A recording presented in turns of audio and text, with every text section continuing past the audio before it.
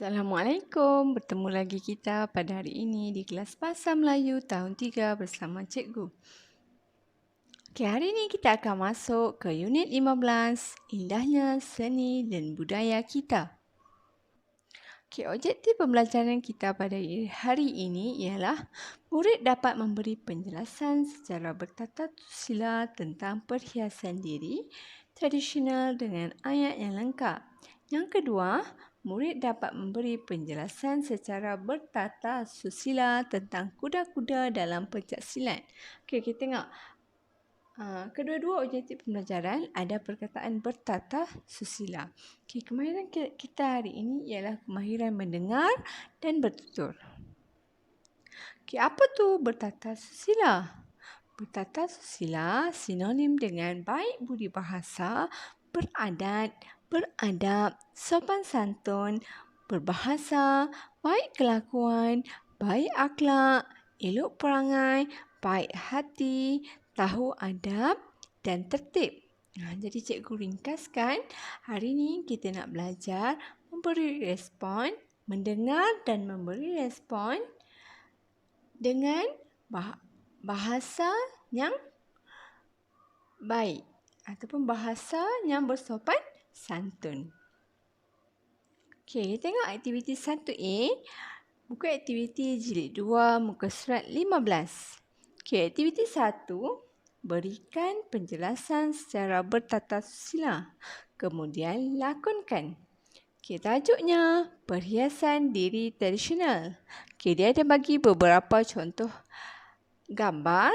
Okey, gambar yang pertama anting-anting, dokoh, pending, cucuk sanggul dan gelang tangan. Okey, ini adalah contoh-contoh perhiasan diri tradisional. Perhiasan diri tradisional yang digunakan pada zaman dahulu. Tapi sekarang pun masih ada yang digunakan. Contohnya macam anting-anting dan gelang tangan. Macam cucuk sanggul mungkin boleh dipakai untuk sesiapa yang tidak memakai tudung. Dokoh pun masih dipakai. Terutamanya jika memakai kebaya. Okey, mari kita tengok dialog antara Nenek dan Alia. Alia, mari Nenek tunjukkan alat-alat hiasan tradisional Nenek yang masih tersimpan elok. Ya, cantiknya. Alia nak respon apa? Cadangan jawapan cikgu. Cantiknya semua alat-alat hiasan tradisional ini Nenek. Ya, Alia. Kebanyakan hiasan tradisional ini diperbuat daripada emas, perak dan tembaga. Jika diperbuat daripada emas, ianya tentu berharga dan mahal. Okey, ini pending. Tahukah Alia, pending dipakai di bahagian mana? Tengok gambar kat atas. Pending dipakai di bahagian mana? Di bahagian pinggang. Jadi, pending dipakai di bahagian pinggang Nenek. Ya, Alia. Ini mesti cucuk sanggul. Cucuk sanggul. Dia dipakai di mana? Ya, ialah hiasan kepala. Ini pula namanya dokoh. Dokoh yang mana? Gambar yang kedua. Dokoh dipakai bersama baju kebaya. Dokoh juga boleh dipakai dengan baju kurung ataupun apa-apa pakaian yang sesuai. Untuk lebih bergaya, untuk nampak lebih bergaya, Nenek juga memakai anting-anting dan gelang tangan. Anting-anting tu apa? Subang. Gelang tangan tu? Gelang tangan lah. Gelang tangan dipakai di bahagian tangan sebagai penyeri. Betul, Alia. Anting-anting pula dipakai di telinga. Bijak cucu Nenek. Okey. Dan yang terakhir tu, dialog Alia. Cikgu tinggalkan untuk awak beri respon sendiri. Okey. Kita tengok pula aktiviti 1B di muka surat 16. Tajuknya, kuda-kuda dalam pencak silat. Kuda-kuda ialah pergerakan asas dalam pencak silat. Kuda-kuda ialah pergerakan menampakkan kaki sebagai persediaan untuk menangkis serangan lawan. Pergerakan ini mengekalkan posisi agar tidak mudah dijatuhkan ketika berada dalam kedudukan bertahan. Okey, kuda-kuda. Apa tu kuda-kuda? Kuda-kuda tu adalah posisi pertahanan.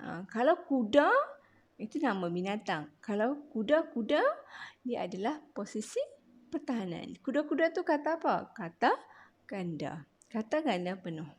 Okey, kita tengok gambar yang diberikan. Ada 5. Yang pertama, siap sedia. Yang kedua, kuda-kuda samping. Yang ketiga, kuda-kuda depan. Yang keempat, kuda-kuda silang. Dan yang kelima, kuda-kuda belakang. Mari kita baca dialog antara Imran dan kawannya. Saya baru mempelajari kuda-kuda dalam pencaksilat. Boleh saya tahu apakah pergerakan kuda-kuda itu? Boleh. Kuda-kuda ialah pergerakan asas dalam silat. Apakah jenis-jenis pergerakan kuda-kuda yang kamu telah pelajari, Imran? Saya telah mempelajari 4 jenis pergerakan. Macam mana kita tahu 4 jenis pergerakan? Sebab kita tengok gambar. Tengok gambar kat atas. Yang pertama, dia belajar kuda-kuda samping. Yang kedua, kuda-kuda depan. Yang ketiga, kuda-kuda silang. Dan yang keempat, kuda-kuda belakang. Jadi, dia telah mempelajari 4 jenis pergerakan kuda-kuda. Mengapakah pergerakan kuda-kuda ini penting dalam pencaksilat? Tengok. Kenapa pergerakan kuda-kuda ni? Jawapan yang dekat atas sebenarnya, pergerakan ini mengekalkan posisi agar tidak mudah jatuh ketika dalam kedudukan badan. Jadi cikgu ringkaskan, pergerakan ini penting untuk mengekalkan posisi semasa bersilat. Okey, mengapakah kamu belajar silat, Imran? Yang ni cikgu tinggalkan untuk awak respon. Awak fikir kenapa Imran nak belajar silat? Okey, terima kasih. Tahniah Imran. Okey, setakat itu saja untuk hari ini. Semoga kita bertemu lagi. Selamat belajar. Assalamualaikum.